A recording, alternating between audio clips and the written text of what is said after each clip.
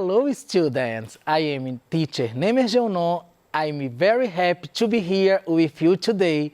Let's begin our English class? Ok, vamos lá. Time to study, hora de estudar. Então senta na poltrona, relaxa e vamos praticar inglês, ok? Let's go student! Let's prevent. Vocês vão ver aí, sétimo ano, que nas nossas aulas de inglês, sempre vou dar umas dicas de prevenção diante desse momento de pandemia. Então, trouxe aqui algumas dicas em inglês, vou ler para vocês, depois traduzir e tomem seus devidos cuidados. Tomar cuidado em inglês é take a care, ok? Let's go! Let's prevent. Vamos prevenir. Stay at home, fique em casa. Keep your distance, mantenha a distância. Wear a mask, use a máscara. Clean your object, limpe seus objetos. E wash your hands, lave sempre as suas mãos, né? Que é muito importante esses cuidados. Quando eu tomo os devidos cuidados, ao invés de eu estar só me prevenindo, eu estou prevenindo a mim e aos outros. Então, fiquem atentos, pay attention, nesses cuidados contra o coronavírus, ok? Let's go! Hoje nós vamos falar sobre feelings and emotions, sentimentos e emoções. Eu peguei esse assunto porque está dentro do PET de vocês, tem diversos textos falando sobre emotions, sobre feelings, sobre os emojis mesmos, que são tão usados aí no nosso dia a dia, como uma nova forma de linguagem. Então prestem bastante atenção, espero que a aula de hoje seja bastante produtiva e vamos lá, ok? Temos aqui o script. Vocês vão ver que todas as nossas aulas a gente tem um script, que é o roteiro do que a gente vai trabalhar hoje. Então, no roteiro de hoje, nós temos o uso do adjetivo, dos adjetivos que expressam sentimentos e emoções, algumas noções gramaticais, apresentação de vocabulário relativo a essas aulas, ok? How do you feel today? Como você está se sentindo hoje? For example, I'm very happy because I'm to be here with you. Eu estou feliz por estar aqui com vocês, ok? How are you feeling today? Como você está se sentindo hoje? Então, vocês viram aqui que nessas duas sentenças eu faço a mesma pergunta, certo? Uma, eu tenho o verbo to be, que é a segunda sentença, o are, e a primeira eu uso o auxiliar do para fazer essa pergunta. Ou seja, quando eu não tenho o verbo to be, que é o am, is ou are dentro de uma sentença, eu preciso buscar algum auxiliar para fazer essa pergunta. No caso aqui, eu busquei o do, que é um auxiliar do simple present para quando não é a terceira pessoa. Depois, na próxima sentença, nós vamos ver quando é a terceira pessoa, ok? Então, how do you feel today? É a pergunta para como você se sente hoje, ou posso perguntar, how are you feeling today? Ok? Todas duas é a mesma pergunta. Então, tanto faz, você vai encontrar de uma forma ou de outra. How does she feel today? Ali também eu não tenho o verbo to be, só que eu quero saber como ela se sente hoje. Ela é she, está na terceira pessoa, então eu busquei o auxiliar does. Does é para he, she, it no presente e o do, quando não tem verbo to be, eu uso para as outras pessoas que não sejam he, she, it, ok? How does she feel today? She feels upset, she is sad, she's blue. Essas sentenças, coloquei 3 sentenças com 3 adjetivos diferentes, porém falam a mesma coisa. Para vocês verem que no inglês tem uma palavra com vários significados ou um significado com várias palavras. Então aqui, ó, she feels upset. Ela se sente tipo para baixo, na bad. Ou she is sad, ela está triste. E o que é muito usado também, é quase uma gíria, é she's blue. Eles usam a palavrinha blue, que é a cor azul, para dizer que a pessoa está triste, que ela está para baixo. Então essas três frases significam a mesma coisa, que a pessoa não está bem hoje. Então, she feels upset, she is sad, she's blue, ok? Depois nós temos as duas sentenças abaixo. She feels happy, she is glad. Também são duas sentenças que estão dizendo a mesma coisa, que ela está feliz, alegre. Então a gente pode usar tanto o adjetivo happy quanto o glad. She feels happy, she is glad, ok? How is he feeling today? Agora eu fiz a pergunta, ao invés de usar o auxiliar do e does, eu peguei o verbo to be, is, que é o auxiliar do he. Toda vez que eu vou fazer uma pergunta, esse verbo to be vai para frente do pronome. Então, ao invés de ser he is, vai ser is he. Então, how is he feeling today? He is feeling sick. He is ill. Então, essas duas sentenças para falar a mesma coisa. Ele está doente, sick. Sick significa doente no sentido de gripado, um resfriado leve. E ill é, por exemplo, se a pessoa está internada ou uma situação um pouco mais grave. Então, as duas coisas falam sobre doença, mas no sentido de intensidade diferente. Então, he's feeling sick, he is ill. Okay? He's feeling afraid, or he is scared. Afraid é tipo amedrontado, com medo. E scared é assustado. As duas coisas também falam mais ou menos no mesmo sentido. He's feeling afraid, he is scared. Ilustrei lá com uma carinha assustada para dizer que é o mesmo significado, ok? No próximo aqui eu tenho How do you feel today? I feel worried ou I'm tired. Essas sentenças eu não encontrei outros adjetivos que se aproximam desses, mas worried significa preocupado e tired significa cansado. Então, na primeira sentença, eu usei o verbo significativo feel para falar que eu estou preocupado. E na segunda, eu usei o verbo to be, o am, para falar que eu estou cansado. Então, eu posso falar eu me sinto com feel ou eu estou. Todos os dois dão o mesmo sentido. Só para vocês verem aí que eu posso usar tanto o verbo significativo quanto o verbo to be, que seria um verbo de ligação, ok? Sentimentos, feelings. Então, assim, o ser humano ele tem diversos tipos de sentimento. Como a gente está aprendendo em inglês, eu coloquei cada um dos tipos de sentimento para a gente falar em inglês. Por exemplo, love, que é um sentimento de amor. Fear, que é um sentimento de medo. Anger, que é um sentimento de raiva. E surprised, que é um sentimento de surpresa, de alegria, certo? Então, eu tenho todos esses sentimentos aqui, ó. Love, fear, anger and surprise, ok? O que é feeling? É um estado emocional. Como eu me sinto no momento. Por exemplo, sick. Sick é doente. Então, às vezes eu estou doente nesse momento, mas depois eu não estou mais. Passou uns dias, eu já me recuperei. Então, esse é um tipo de feeling, um tipo de sentimento, certo? Cold, que significa frio. Às vezes eu estou com frio agora. Coloquei um agasalho, já não estou mais.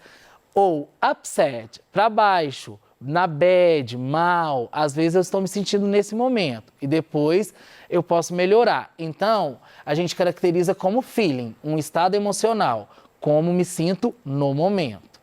Emotions são seus sentimentos internos. Por exemplo, eu sou uma pessoa alegre, glad, sou uma pessoa triste, sad, ou eu sou uma pessoa confused, confusa.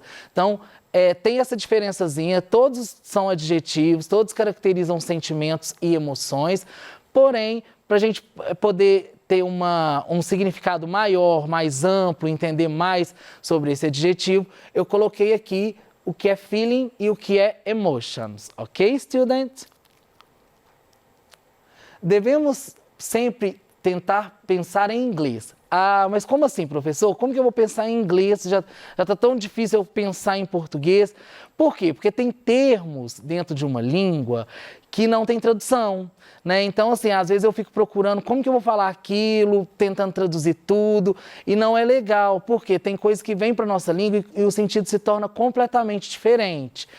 Aqui eu coloquei alguns adjetivos que eu não consigo uma tradução para o português, então eu preciso pensar um pouco em inglês, porque como eles são traduzidos lá, não é o jeito que a gente fala aqui.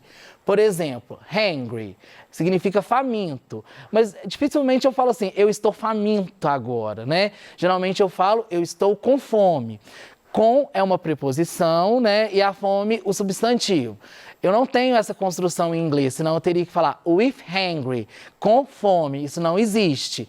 Então eu uso hungry já como um faminto, eu estou faminto, ou seja, eu estou com fome. Então a gente tem que ter essas malícias na tradução, para que a gente tenha um entendimento maior da língua.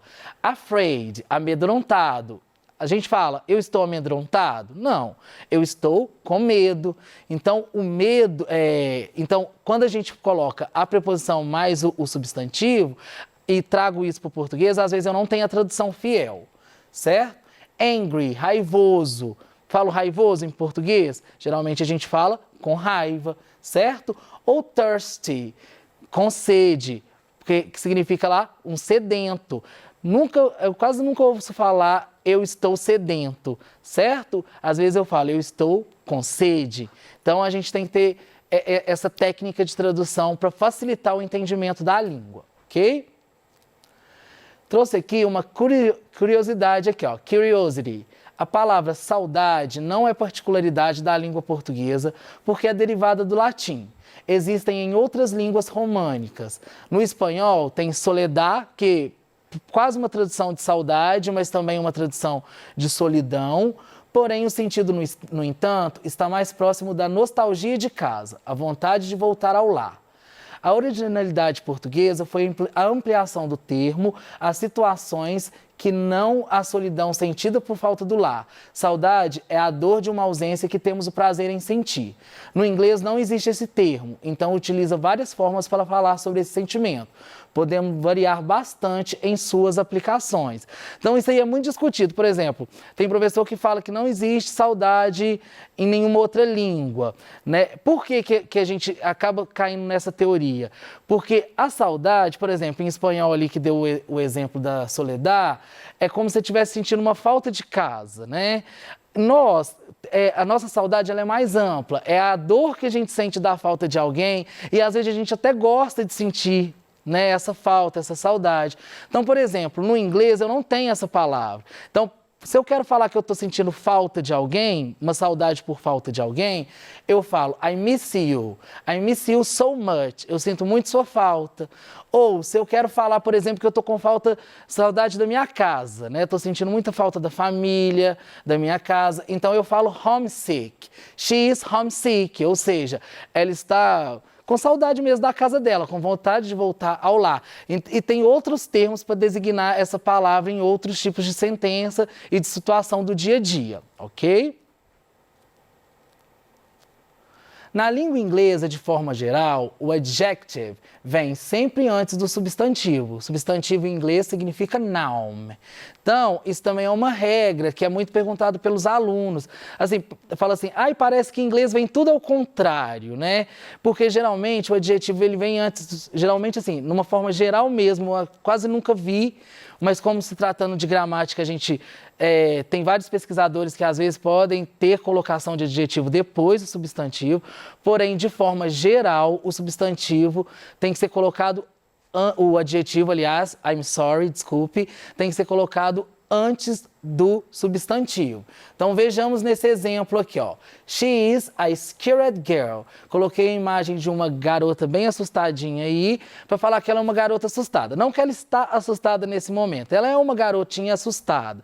Então eu qualifiquei essa garota. Garota é o nome, scared é o adjetivo, assustado.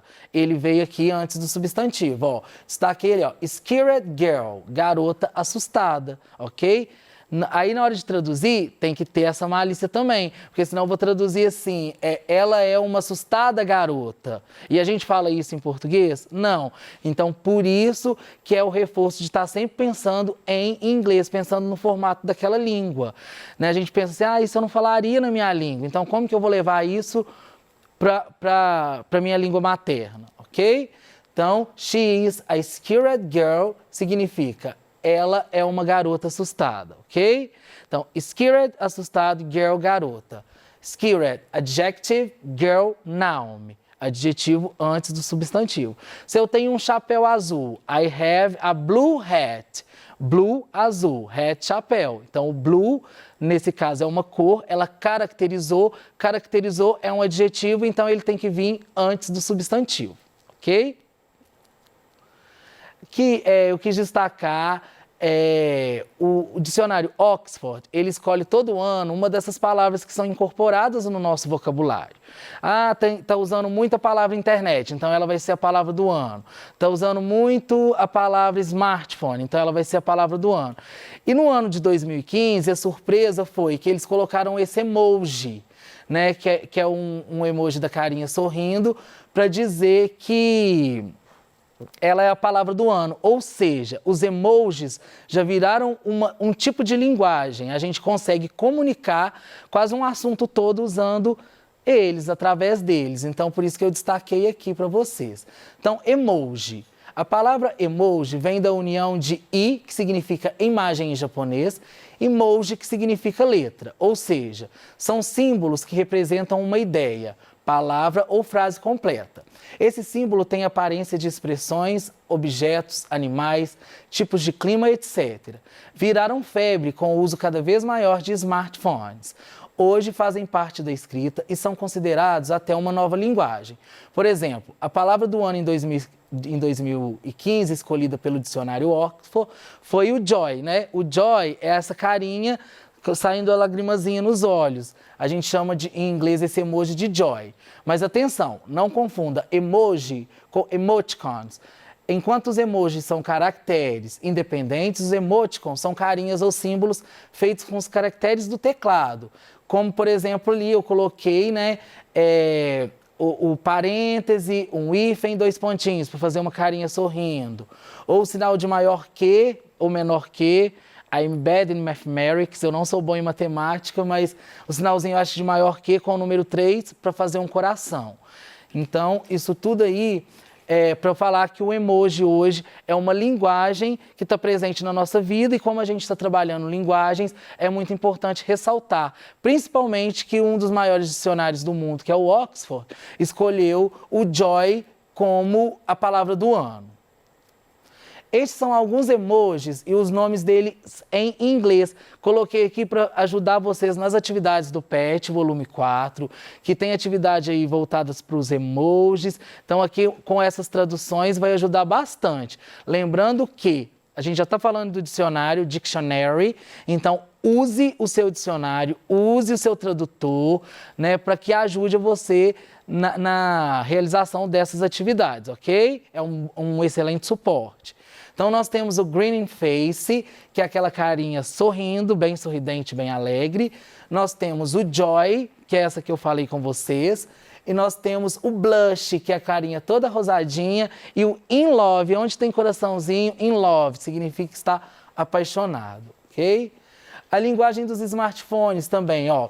Coloquei aqui um low, que significa risadas. Como que a gente faz essas interjeições através dos smartphones?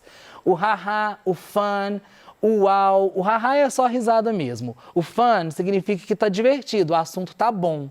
O uau é uma interjeição. OMG é oh my God. E number one, que é esse último aqui onde tem o númerozinho 1, tá? Para falar que a pessoa tem primeiro em alguma coisa. Das mídias listadas abaixo, qual é a inadequada para o uso dos emojis? Vamos fazer essa questão comigo? É uma questão que eu peguei do PET de vocês para facilitar. Transmissão de rádio, WhatsApp and Instagram, Facebook Messenger. Então, qual dessas aqui que não usa o emoji? Transmissão de rádio, não precisa, né? Não é via message. Então, a gente só usa isso através das mensagens, ok?